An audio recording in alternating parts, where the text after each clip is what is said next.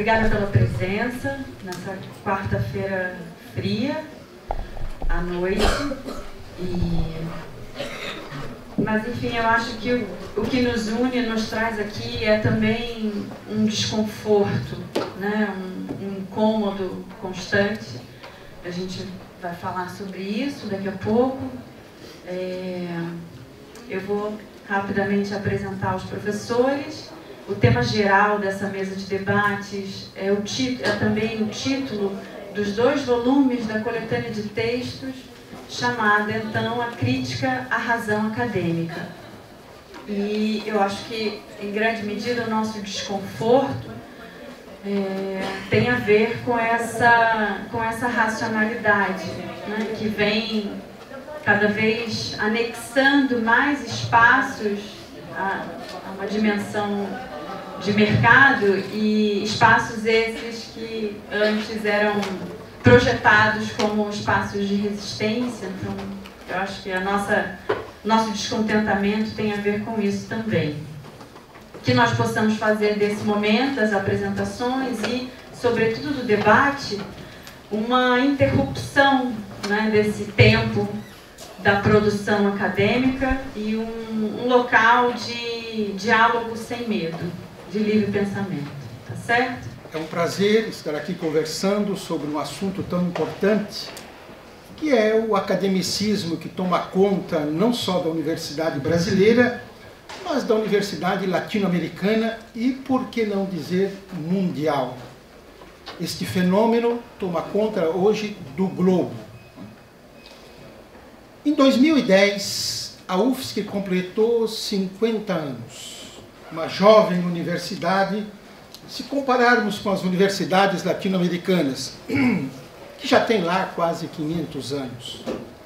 Pois bem, quando ela completou 50 anos, se escreveu um livro que se chamou Trajetórias e Desafios. Foi um livro laudatório, tecendo louvas à UFSC, como aqueles livros que as empresas fazem e quando alguém visita a empresa, recebe de presente. Isso me incomodou muito, e me incomodou principalmente porque foi feito pelo Departamento de História. Esta é a gravidade. O Departamento de História da UFSC que faz um livro laudatório sobre a UFSC. Quando este livro foi publicado, um livro caro, com folha bonita, com muitas fotografias, eu conversei com o professor Nildo, indignado, com ira iracunda, e disse o seguinte: vamos fazer um livro analisando a função da universidade brasileira e latino-americana, dentro de uma perspectiva crítica. Porque quando a gente renuncia à perspectiva crítica, a gente está pronto para ser dominado pelo poder. E foi isso então que nós fizemos. Lançamos esse livro, Crítica à Razão Acadêmica, volume 1, teve bastante repercussão, já está na 3ª edição. E lançamos o Crítica à Razão Acadêmica, volume 2, que também já está na 2ª edição.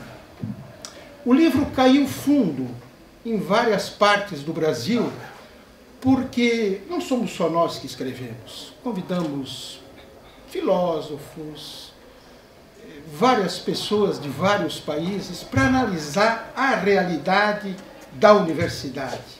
E todos eles fecham mais ou menos com a crítica que nós fazíamos. O academicismo mata a universidade. Inclusive, essa crítica não é de hoje. A crítica vem de longe. Basta alongar a vista na história. Talvez o primeiro a fazer uma dura crítica à universidade foi José Martí, o cubano, no final do século XIX. Um intelectual, um soldado, um homem que lutou pela independência de Cuba, um homem que tinha uma visão latino-americana, um homem que enfrentou o imperialismo estadunidense. E ele dizia: a universidade europeia há de ceder à universidade americana. E quando ele falava em universidade americana, ele estava se referindo à universidade latino-americana. Por que ele dizia isso? Porque ele via o eurocentrismo como uma ideologia que já tomava conta da América Latina. E aqui nós imitávamos o que a Europa fazia, principalmente no pensamento que era colonizador. Tanto é que ele vai até criticar os cursos de história, sem citar curso de história, mas vai fazer uma dura crítica aos cursos de história da América Latina naquela conjuntura. Por quê? Ele vai dizer, olha, nós estudamos a história dos outros e não estudamos a nossa. E quem faz isso é sempre alguém que vai comer pela mão dos outros.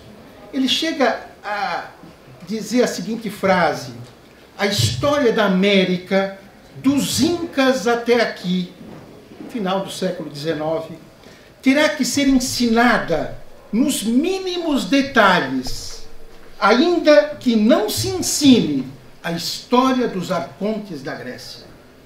Fazendo uma crítica aos cursos de história como o nosso, que estuda a Europa nos mínimos detalhes e não conhece a América. Tanto é que nós temos aqui 2 Américas. Em Cuba tem 6. No México, só para estudar a Mesoamérica, antes da chegada do Hernán Cortés, tem Mesoamérica 1, 2, 3, 4. E aí começa a estudar Hernán Cortés. Veja o que é um curso eurocêntrico, aquele que estuda os outros. Até Jânio Quadros, na revista Ciência Política, escreveu um artigo em 1960 dizendo: nós brasileiros, as nossas origens não estão na Europa, estão na África. Moçambique, o porto de Angola e Moçambique, não é só para tirar mercadorias, daí veio a nossa cultura. Então veja, essa crítica é de longe. E se nós avançarmos um pouquinho mais, José Carlos Mariátegui vai fazer uma dura crítica, também nos anos 1920, à instrução e à universidade. Sobre a instrução pública no Peru, ele vai dizer, é uma instrução espanhola, e não só a influência da Espanha, mas tem a medíocre influência da França e dos Estados Unidos. E claro, ele vai dizer, olha, a nossa educação aqui não dispõe de um espírito nacional, mas sim de um viés colonial e colonizador. E ele vai dar cauce, vai ajudar a reforma de Córdoba, que é uma tentativa de dar à Universidade Latino-Americana o seu verdadeiro viés. Ele vai fazer com que essa reforma apareça nos escritos dele. E essa reforma é fundamental porque ela nos dá 3 coisas: o professor de tempo completo, DE, a cátedra livre, onde você tem liberdade para expor o que você pensa, e em terceiro lugar, a participação dos estudantes e dos técnicos na administração, na reitoria de uma universidade. E no Brasil, nós temos Álvaro Vieira Pinto, que escreve A Questão da Universidade. E é um livro maravilhoso, porque ele vai mostrar o que é a universidade dos anos 60, e vai dizer como a universidade, nos 6 pontos que ele elenca, é uma reprodutora da classe dominante. Por isso a universidade não oferece nenhum problema. E por isso que João Goulart queria fazer a reforma universitária. E a reforma universitária de João Goulart incluía, entre outras coisas, o fim do vestibular, porque a universidade tem que ser popular, para todos. E popular significa de boa qualidade. A universidade tem que estar voltada para os grandes problemas nacionais, ajudar a resolver os problemas do país, e ele era um capitalista. A universidade tem que atender uma instrução não vinda de fora, mas vinda da realidade que nós vivemos. João Goulart. Fechando, claro, em parte com aquilo que o Álvaro Vieira Pinto dizia. E claro, logo em seguida vem Darcy Ribeiro e a sua Universidade Necessária, que fecha então todo esse ciclo rápido que eu coloquei aqui do que é uma universidade. O Darcy Ribeiro lembrava que ela deve ser originária, nacionalista, independente, descolonizada, integradora e, por último, revolucionária. Esse é o papel da universidade. Mas a universidade rejeitou isso, tanto é que a universidade hoje é mais que uma torre de marfim, não está voltada para a sua sociedade, está de costas para a sua sociedade. E, claro, dentro da universidade nós temos, então, o carreirismo, o academicismo. Milton Santos diz, cuidar da carreira é bom. Entrar no carreirismo é abominável. Olha lá, é abominável. O carreirismo na universidade é abominável. Bom, nós temos um escritor que no início do século também fez a sua crítica à universidade. E uma crítica contundente. Lima Barreto. Nascido lá em 1881, ainda pegando a escravidão, né? Era mestiço, jornalista, bêbado, burocrata, homem de caráter e romancista.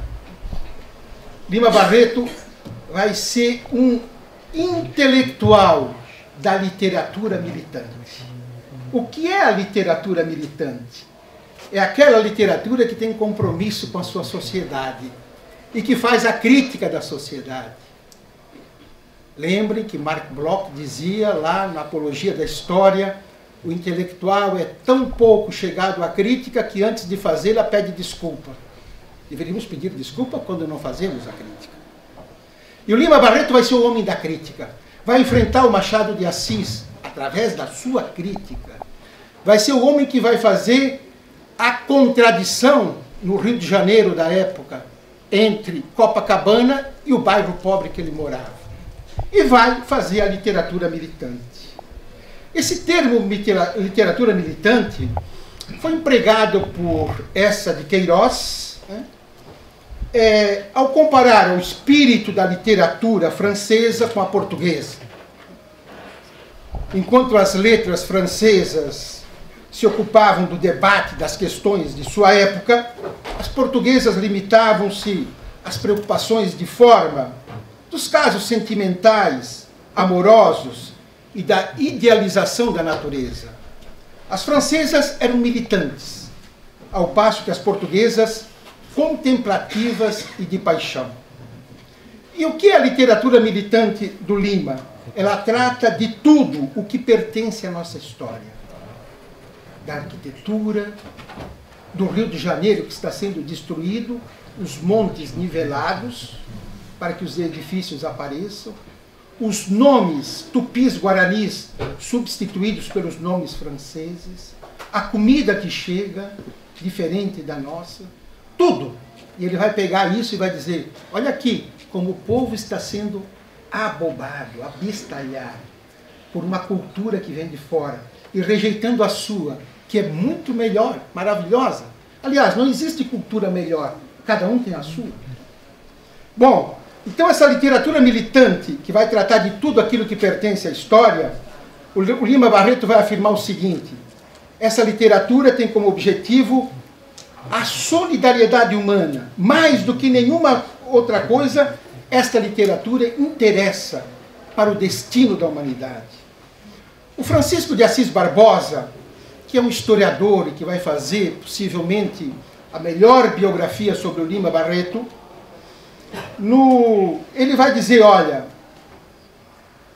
no prefácio do Recordações do Escrivão Isaías Caminha, diz ele, rude e implacável é Lima Barreto.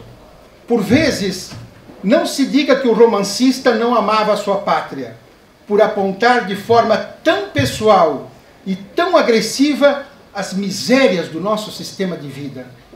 É preciso não esquecer que Lima Barreto era um revoltado,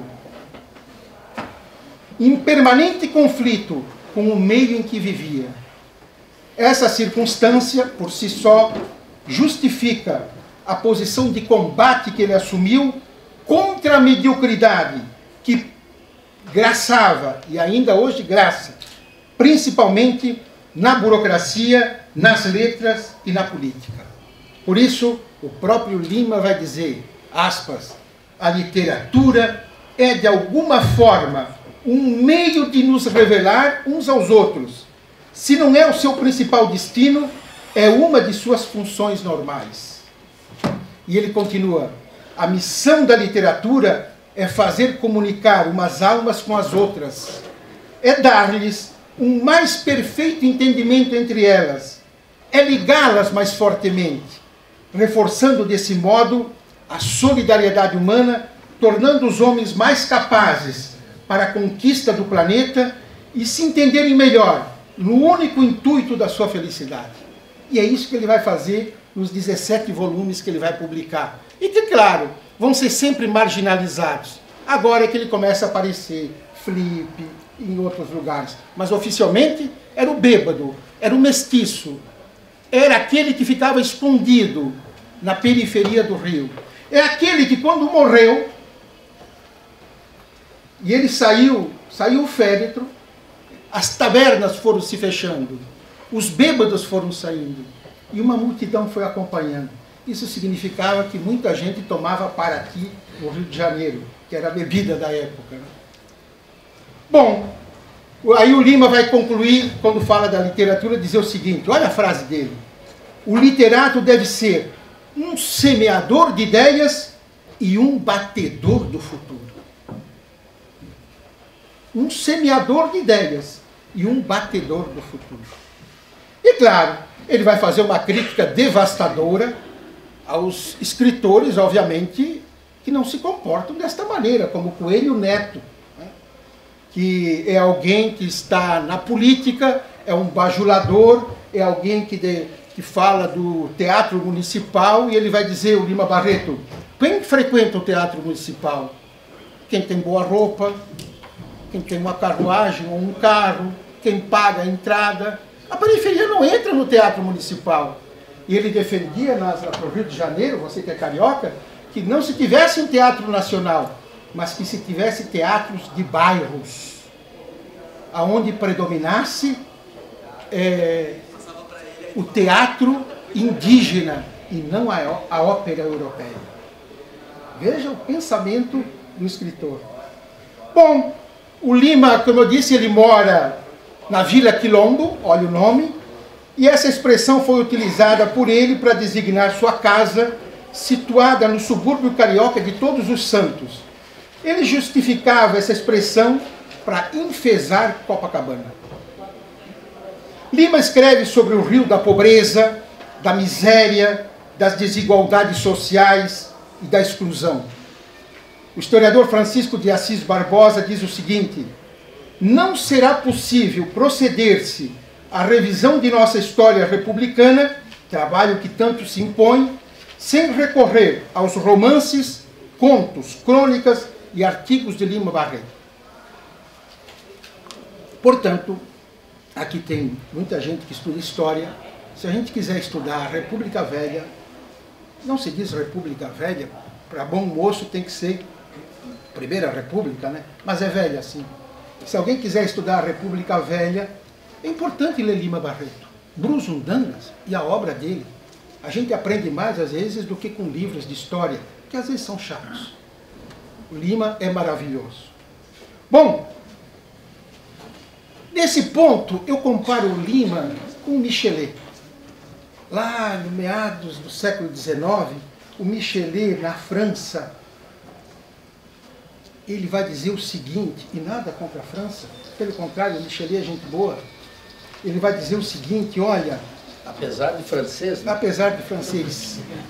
Eu faço história, diz lá o Michelet, ele faz história para dar voz e vez a todos os que sofreram, trabalharam, definharam e morreram sem ter a possibilidade de descrever os seus sofrimentos. Uau! Isso é o Michelet. O que o Lima Barreto vai dizer? Se me esforço por fazê-lo literário, é para que ele possa ser lido, para que eu possa ser lido, pois quero falar das minhas dores e dos meus sofrimentos ao espírito geral e no seu interesse, com a linguagem acessível a ele. E este é o meu propósito, o meu único propósito. Tanto é que quando Lima Barreto está sendo velado na sua casa, lá na Vila Quilombo, chega um senhor que ninguém conhecia, arrancou umas flores pelo caminho, chega no velório, deposita aquelas flores no caixão e dá um beijo na testa do Lima. E a família disse, uau, quem é esse cara? Quando ele se retirou um pouco, a família chamou ele e perguntou quem ele era. Era um bêbado também, bebia, seguramente companheiro do Lima Barreto. E o que ele disse? Eu li toda a obra do Lima e eu me identifico com ele, porque ele conta a história dos desgraçados da humanidade. Por isso eu me identifico com ele. Veja o que é o escritor identificado com o povo, com a ralé, os de baixo. Bom, o Lima então pega duro no academicismo do período que ele vive. Né? Ele vai dizer, ó, sábio é aquele que cita mais autores estrangeiros. Quanto mais de país desconhecido, mais sábio o é. Sábio é aquele que escreve livros com a opinião dos outros. Eu li há tempos atrás uma tese, e no final de cada parágrafo tinha uma citação, uma nota de pé de página. Quando eu terminei de ler a tese, afinal de contas, essa tese é do doutorando ou é dos outros? Nós perdemos a capacidade de ter voo teórico próprio, de pensar com a nossa cabeça, e passamos a pensar com a cabeça dos outros. E no final de cada parágrafo tem que citar um autor, preferencialmente estrangeiro. Temos que aprender a pensar com a nossa cabeça. José Martí, quem não conhece a sua história nos mínimos detalhes, será dominado pelos outros. E aqui citamos os autores, principalmente europeus e estadunidenses. Gente, a universidade tem que estar voltada para os grandes problemas do seu povo. Ela tem que ter um compromisso com o povo. Por isso é que, se o Temer privatizar esta universidade, o Moro não desce para defendê-la. Porque não se identifica com ela.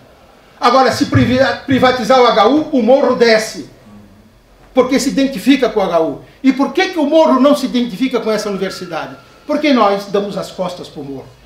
Aqui tinha uma professora que há tempos atrás alfabetizava a gente da Serrinha. Não existe mais isso. Não conta isso no Lattes. Não vale ponto no Lattes. Então, não se alfabetiza. Veja o que é estar de costas para o seu povo. Bom, para Lima, a nobreza da Brusundanga se divide em dois grandes ramos. A nobreza doutoral e a nobreza de palpite. O que é um doutor, ele pergunta? É um sujeito medíocre intelectualmente, que possui um diploma, e para exercer uma certa e determinada profissão liberal, esta é a função, mas que em geral não exerce, exercendo outros díspares. Entretanto, usa do título para espantar o povo e mantê-lo à distância, ou cavar posições. Esse respeito supersticioso do povo pelo doutor degenerou o ensino, de forma que um sujeito que quer subir, que tem ambições legítimas ou equívocas, a primeira coisa que faz é arranjar ser doutor, custe o que custar, haja o que houver. Livro, impressões de leitura. Claro, o título. Vejam como se comporta, ele vai criticar depois, 3 tipos de doutores. Os médicos, os engenheiros e os advogados. Até um linguajar próprio eles têm, que ninguém entende. Por que o linguajar do advogado não pode ser entendido? Por que o linguajar do médico e do engenheiro não pode ser entendido pela população? Exatamente para preservar as suas vantagens, o domínio do idioma, que é um domínio que faz com que eu sei, tu não sabes. E são aqueles que se consideram os doutores, né? Porque tem a apropriação da linguagem, que é uma maneira da opressão. A nobreza doutoral, vai dizer o Lima, quem tem o título de doutor dispõe de privilégios especiais, alguns constantes em leis e outros consignados em costumes. O povo aceita esse estado de coisas e tem um respeito religioso pela nobreza de seus doutores. As moças ricas, diz ele, buscam casar-se com um doutor, e as pobres, quando logram, enchem de orgulho a família. A formatura de um doutor é dispendiosa, e quanto mais medíocre a faculdade, mais pomposo é o ato de entrega do diploma. Como hoje, né? Eu fui aqui uma formatura numa universidade que se chama Unicelva. É isso? Só faltou os formandos chegarem de helicóptero. O resto tinha tudo. Claro, quanto mais medíocre é a universidade, mais pomposa é a formatura. Exatamente para justificar, dizer, ó, esse título vale. E eles ainda estavam se formando em meio ambiente. Os pobres não conseguem participar da formatura. É formatura em gabinete, que se chama aqui. Se forma sozinho. Né? O nobre doutor tem prisão especial, mesmo se tratando dos mais repugnantes crimes. Os doutores, no conceito das moças casadeiras, vai dizer ele, têm direito, pelas leis divinas e humanas, a ocupar os lugares mais rendosos do Estado. A Constituição da Brusundanga, que é o país que ele chamou, que se chama, Brasil, República Velha, Primeira República. A Constituição da Brusundanga proíbe as acumulações remuneradas, mas as leis ordinárias acham meios e modos de permitir que os doutores acumulassem. E claro, ele vai então discorrer sobre isso. E o outro ponto é a nobreza do palpite. Ele diz, olha, não tem base em coisa alguma, não é firmada em lei ou costume, não é documentada por qualquer espécie de papel, édito, código, carta, diploma, lei ou que seja. E claro, ele vai falar de um tal de Ricardo Silva da Conceição, que vai para a Europa e muda o nome, se chama Ricardo Silva de la Concepción.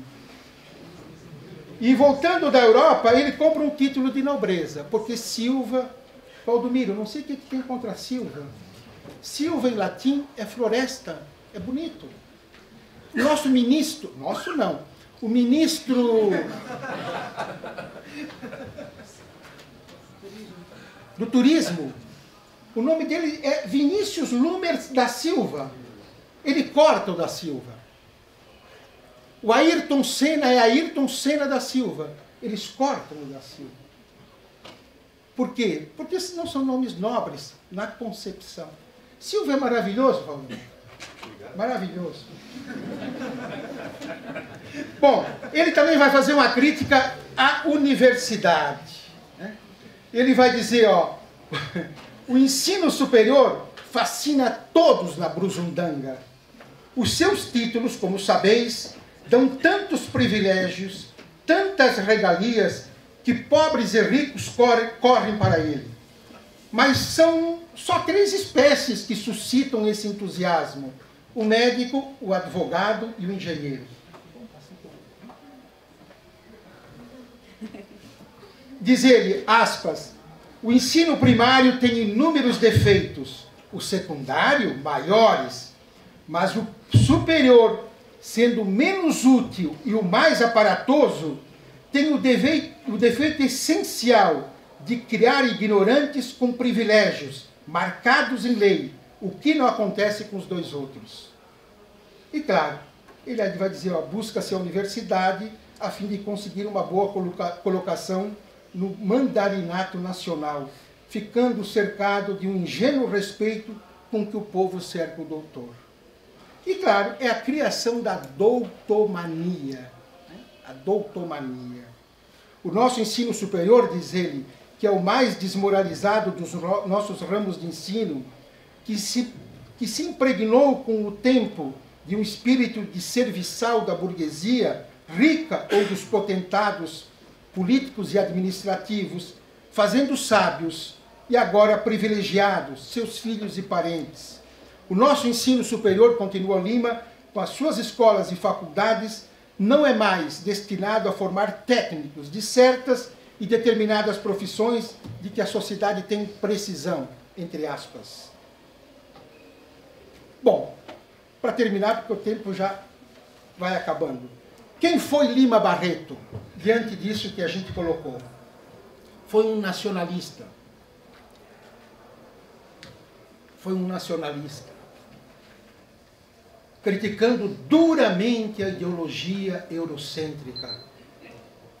Ele diz que o doutor Carpatoso fez uma viagem à Europa para estudar o mecanismo financeiro dos países do velho mundo, voltando de lá mais sábio e trazendo nas malas botas, chapéus e bengalas.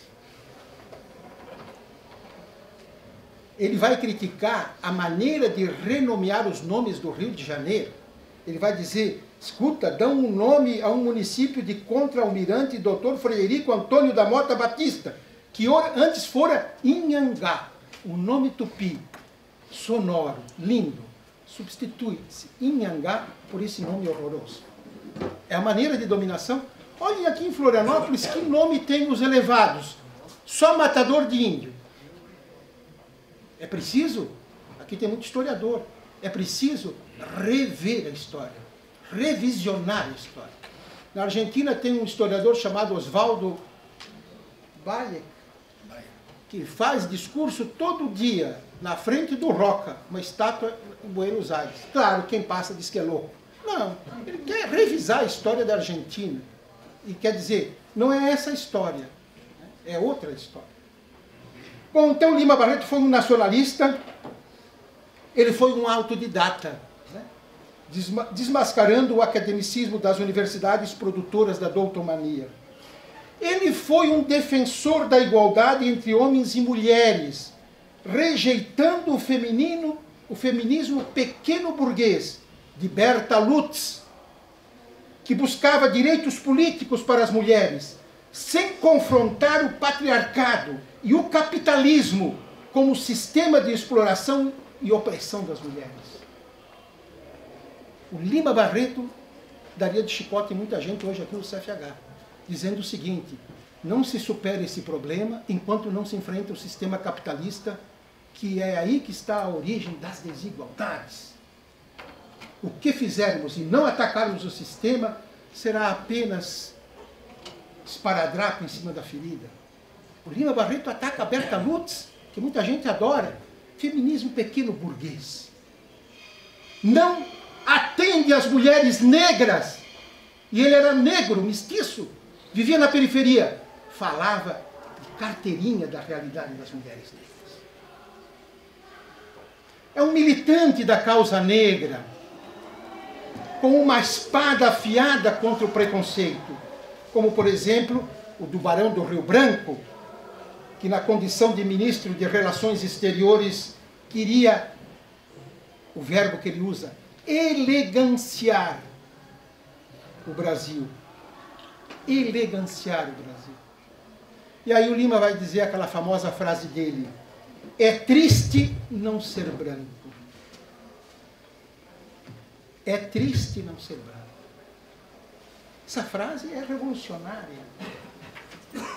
O Lima Barreto é um crítico contumaz do monopólio da imprensa, mais especificamente do jornal O Globo, que não é o Globo do Roberto Marinho, que não existia, é um jornal ficção que ele criou, que depois se realizou. É um crítico contumaz do Globo, como também dos políticos de profissão. Um combatente do latifúndio,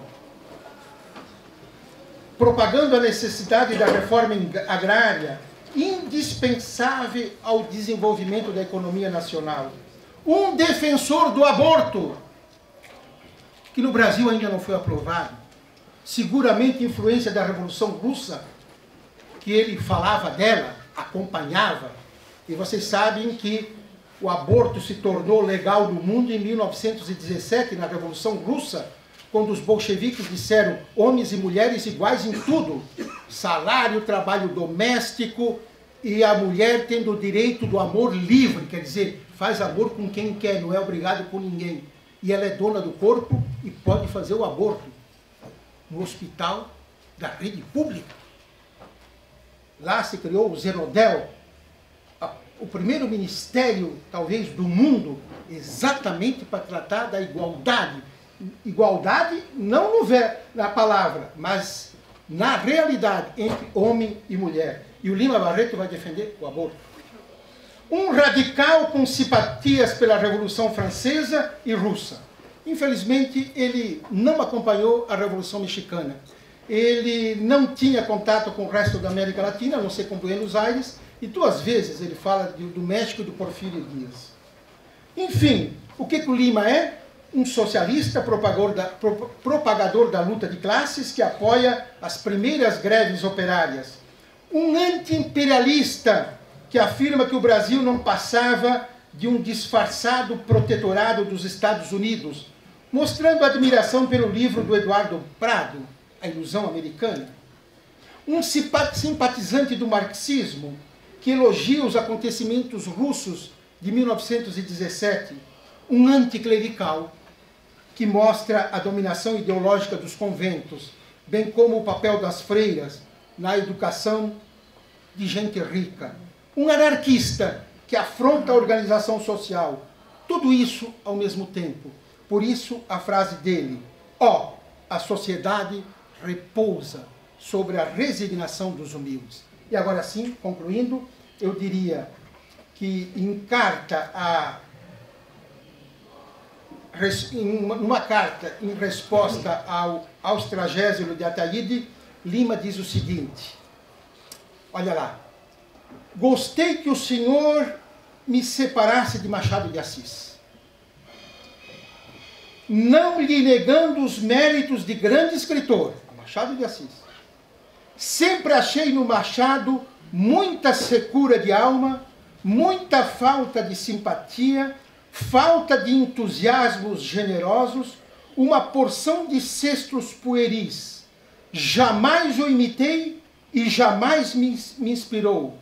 Que me falem de Maupassant, de Dickens, de Swift, de Balzac, de Daudet, vá lá, mas de Machado, nunca. Obrigado.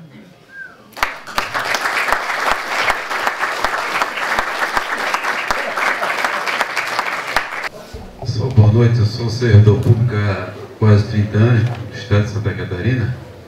Trabalho com controle externo.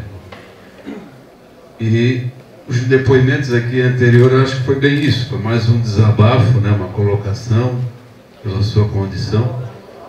E gostaria de parabenizar os 2 palestrantes aqui pela erudição e eloquência. O professor Rampinelli, eu estou conhecendo pessoalmente agora, o professor Ourix é bastante conhecido aqui da comunidade política da capital. Já está até com o cabelinho branco, barba branca, né professor? Em classe, Nós somos colegas de profissão também. Eu sou da economia, me formei em 88, mas não lembro do professor na ocasião. Ainda não era do departamento, né? 88 ainda não. O seu sotaque é do Rio Grande do Sul. Me enganei ou não? Quase. Tá. Mas a família veio do Rio Grande do Sul, com certeza. Pelo sotaque, pela eloquência gauchesca, né? Com todo o elogio aqui ao Rio Grande do Sul, né? Se mais Rio Grandes do Sul tivesse no Brasil, eu acho que nós teríamos uma diferença muito grande. Eu digo isso sem bilhão, tá? Já que houve alguns desabafos aqui, eu gostaria de colocar pela minha experiência. O professor Ourix pode até reforçar o que eu coloco aqui. Final do ano de 2016, foi isso? Houve aquela reforma do teto dos gastos, 16, né?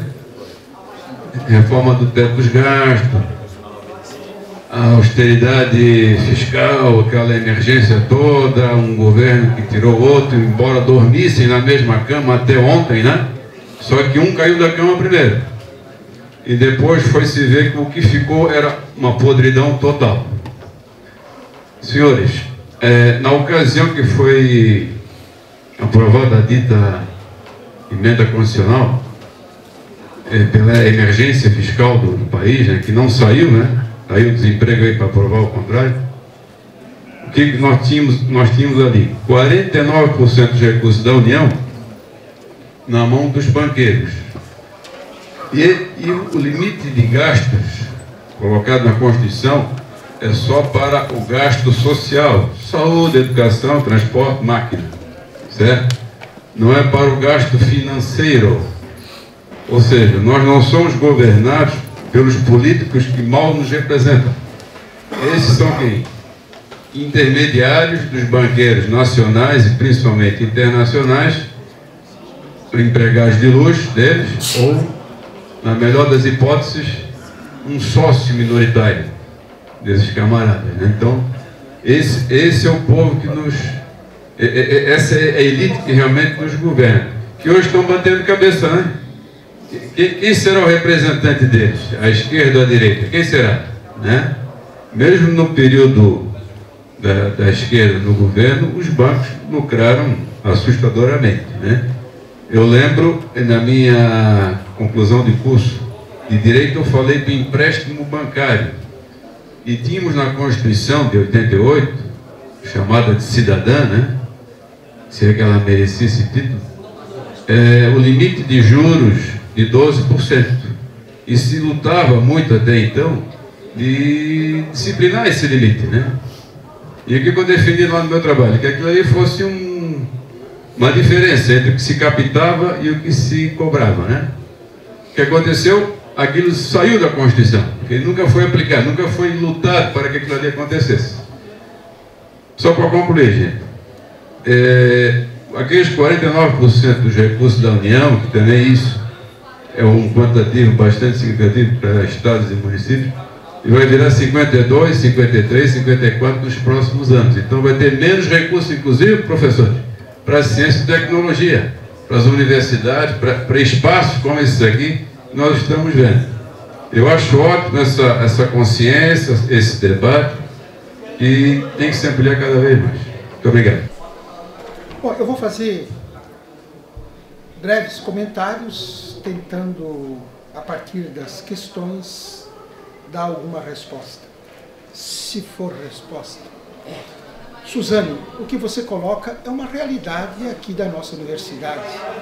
O aluno não é a questão central, nem no departamento, nem na pós-graduação. Tanto é que não é central que o autoritarismo dos professores, quando apresenta os programas, diz o seguinte: este é o meu programa, eu não aceito que ninguém dê sugestão. Por quê? Porque o professor se julga como aquele que sabe mais, sabe tudo, e o aluno está aí apenas para aprender. Tanto é verdade que isso que o Nildo chama de bom mocismo acaba imediatamente entre alunos e professores quando vocês, alunos, querem discutir o currículo do curso. Porque os professores vêm com o discurso: eu sei o que é bom para vocês. São professores ignorantes, porque ele já está na universidade, uma profissão garantida. São vocês que vão para o mercado, são vocês que sabem o que é importante. São vocês que, inclusive, já estão no mercado e estão vendo que a dura realidade do mercado não é o professor, que vive quase que numa torre de marfim. Portanto, de pleno acordo com isso que você coloca. O que fazer? A meu juízo, não tem outro caminho a não ser rebelar-se. A rebelião. O que é rebelar-se? Diz lá o Henrique Dúcio: levantar-se com entusiasmo. Palavra grega que quer dizer ter os deuses por dentro. E quem tem Deus por dentro, ou os deuses por dentro, se levanta com força. E a rebelião pode se transformar em muitas coisas na vida dos países, inclusive em revolução. Os alunos têm que se rebelar. Não tem outro caminho. Não tem outro caminho. Tanto é que, veja a vergonha, e eu coloco isso no Crítica à Razão Acadêmica, volume 1, quando termino o meu artigo. Um dos pontos: como é que os alunos são representados nos colegiados? Sempre em minoria. Os técnicos, em minoria. O que eu defendo lá? Que em todos os colegiados, técnicos, estudantes e professores, tenham o mesmo número. E aí se dispute, obviamente, em pé de igualdade. Não é o que ocorre no colegiado. Inclusive, te digo mais, os professores, às vezes, de maneira mafiosa, se combinam como vão votar, às vezes, quando há uma questão de alunos querendo, num colegiado, fazer uma certa discussão. O espírito de corpo predomina e mata o aluno. E o professor, ao mesmo tempo, de maneira vergonhosa, diz, olha, isso aqui é democrático, porque estamos discutindo, estamos votando, mas é minoria, o aluno nunca ganha, o técnico nunca ganha, é o professor que se impõe. Portanto, não tem outro caminho, a rebelião. E quanto mais gente se rebelar, melhor é. O Nildo falava de filosofia, aqui, conto o caso no livro, uma estudante questionou no curso de filosofia por que não havia uma disciplina, pelo menos optativa, sobre filosofia latino-americana. Foi ao coordenador de curso. O coordenador de curso respondeu, não há interesse. Ela passou em 2 salas de aula, 32 alunos assinaram a lista, querendo um tópico especial, filosofia latino-americana. E temos filósofos aos montes na América Latina. E muito mais importantes que alguns filósofos que são estudados.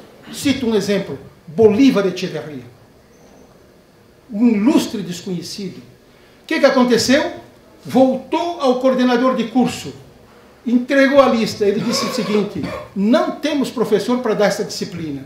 E, ao mesmo tempo, boicota, não abre um concurso para professor de filosofia latino-americana.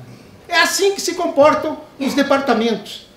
No livro Crítica à Razão Acadêmica, volume 2, tem um artigo do Gilberto Vasconcelos. Ele mostra a miséria dos departamentos, aonde não se tem amigos, se tem muitas vezes comparsas para definir determinadas políticas dentro do departamento. Então, esse é o que eu vejo. E, claro, temos que aproveitar também os espaços que surgem. Ontem eu participei de uma banca, tese de doutorado, sobre o pensamento de Che Guevara, sob o ponto de vista econômico, político, social e sua influência no Brasil. Uau! Isso é um tema que dentro da universidade é marginal. Se alguém souber dessa tese, vai dizer, isso é uma vergonha na universidade pública estudar o pensamento de Che Guevara. Mas é um espaço que se tem. E ela defendeu a tese. E na banca tinha um professor de São Paulo que fez e escreveu sobre o Che Guevara. E ali se fez uma discussão sobre a importância do pensamento econômico, político e social de Che Guevara no Brasil. Então é um espaço que tem que se aproveitar também. Mas eu estou de acordo contigo que não tem outro caminho a não ser se rebelar. E termino dizendo o seguinte, tudo isso que o Nildo colocou é realmente a miséria da universidade. Rui Mauro Marini, quando analisa a universidade dos anos 60, comparando com a universidade dos anos 80, no Brasil e na América Latina, ele vai dizer, é uma desgraça o que aconteceu. Lá se discutia, dentro da visão capitalista, teorias de como superar o capitalismo ou de como superar o subdesenvolvimento. E apareciam nomes, gostemos deles ou não, mas importantes. Celso Furtado, Darcy Ribeiro e tantos outros, que às vezes algum governo que tinha um pouco de sensibilidade, como João Goulart, ia pegar para ser seus ministros.